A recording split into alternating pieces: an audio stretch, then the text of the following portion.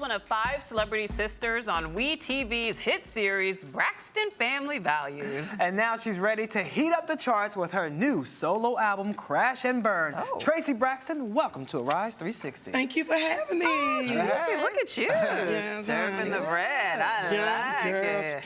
fire. Well, speaking of fire, your album's called Crash and Burn. Yes. That's a very provocative title. But that's not why it's called Crash and Burn. Okay? Yes, the motorcycle's on there, but doesn't mean I'm going to crash it and burn it out. Oh, good. But Crash and Burn means to me, on my song on the album, it meant to me life difficulties and my choices of life. Okay. And it says on there, if I fall, then let me fall. Okay. Even if I crash and burn. It's talking about, you know, this is my life. Right. And you have parents and your significant other always tell you, no, no, don't follow that yet. Do this now. And they try to make decisions in your life. So this is my life. So if I crash and burn, just let me fall. Now, has that specifically happened to you on certain situations that they got in the way of your dreams? You know, since I didn't sign with the other sisters and I was pregnant and I made these life choices, my life choices, I was very bitter and angry for a long time. About? I wasn't able to sing with my sisters because I was pregnant. And, you know, and I felt like, wow, I got this disconnect from them. It was like, okay, I'm missing a limb. I've been with my sisters all my life. Yeah.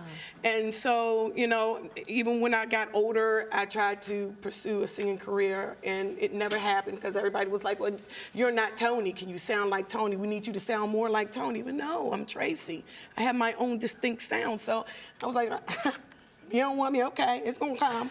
Was that frustrating for you, having to really live in was. your sister's shadow in that way? It was frustrating, but I mean, all my life, going through junior high and high school, I'm Tony's little sister. So I was always, you know, that's Tony's sister. That's Tony's little sister. So, you know, it takes a while to crack open your own egg and have your own identity. And I'm loving it right now. Yeah. Well, your sister, Toni Braxton, has won several Grammys. Did she give you any advice on making this album? Oh, yes, she did. Like what? She even told me, take things out, no, add this, Traci. Oh, yeah.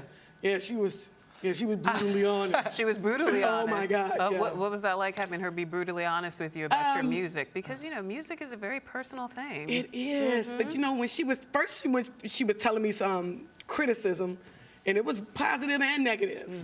And I was like, oh, she don't know what she's talking about. And then I had to sit there and was like, you know what? Yes, she does.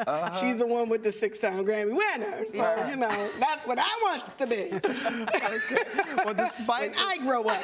Despite the title of the album, Crash and Burn, there are actually a lot of smooth ballads on this album. Yes. So what else can we expect? Oh, wow, you can expect a duet with Raheem DeVaughn. Me and Raheem DeVaughn, so, you know.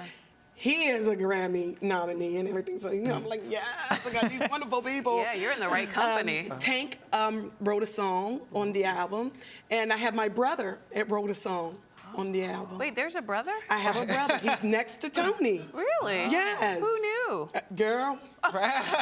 We always hear about the sisters. There's a brother, Yes, too. we have a brother, and my God, can this boy sing and write? Is Oh, that right? oh my God. He's like a Nat King Cole, Luther Vandross. I'm like, he's phenomenal. Can we talk about your hit show? Yes. Did you have any idea that it would take off in this way and essentially allow each of the sisters to have their own platforms and their distinct personalities? I mean, talk about breaking out of your egg and defining yourself. Chad. When I say break out my egg, it's like an Easter egg, honey. You crack that thing, I'm like, yes, now I get the treat. So, you know, I am so glad that, you know, we pressed forward due to Braxton Family Value. And, you know, it shows a lot of maturity in each and every last one of us. You know, yeah, you saw me kind of quiet, laid back. I like to observe things. And once I observe it and feel my way, oh, girl, I let loose. Yeah, you sure do. Yeah, everybody lets loose in that show. And you were very open and honest about the difficulties in your marriage. Yes, We've seen the journey. It has not been easy. No. Your spouse has cheated. Yeah. You've spoken about that. You've had your own infidelities. Yes, You've I spoken did. about that. And I want it back. And you, It wasn't worth it. it wasn't worth No. it. Well, tell I us. want it back. If you had to do it all over again, if you I had to wouldn't do it all over again, I wouldn't have done it. Really? But why did you do it in the first place? Because I was getting back at him. An eye for an eye type of thing. Yes, it was, and it was an eye for an eye and a tooth for a tooth, and it was miserable. So once, how long did it take you to figure out it was miserable? Right after it happened, or did you like? like right after it happened, you know, and I was like, that wasn't even worth it. I want it back. You didn't feel better about it. No, So no. once you got the revenge sex out of the way, how do you circle back to a place where you and your husband are trying to work things out? I realized, you know, after I thought I was getting back at him, I really love him. And, you know, when you're married for a long time and you have this significant other, yeah, we're going to fall by the wayside. We're human. Somebody gonna lie one day. You know, having a spouse, somebody's gonna lie one day, like you buy something, you hide it, or, you know, I'm going out with the fellas, but actually you went to the game and you're gonna see your tail up on TV because you at the game.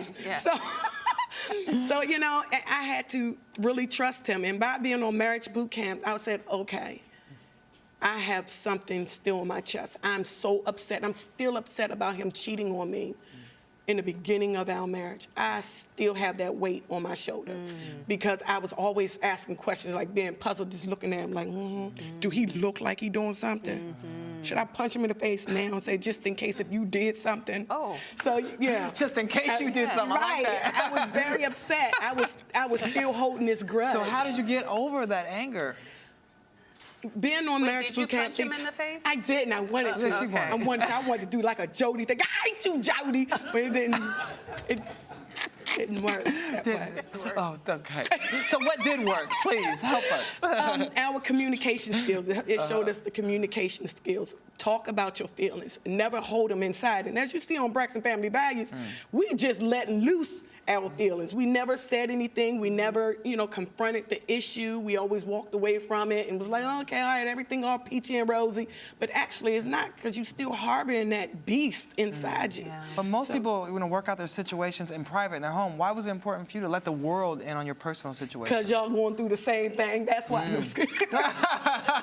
Not me personally, but people in the world. I am? Let me find out, okay? Everyone goes through the same identical things in life, and people are so afraid and so scared to be this covered wagon and keep it to themselves, and you're not helping anybody else.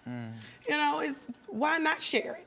So how are you all doing now? How's your marriage now? Oh, it's good. I love kissing him in the mouth. He's a great kisser, too. TMI. No, she's in the mouth. I really do, and I love dating my husband.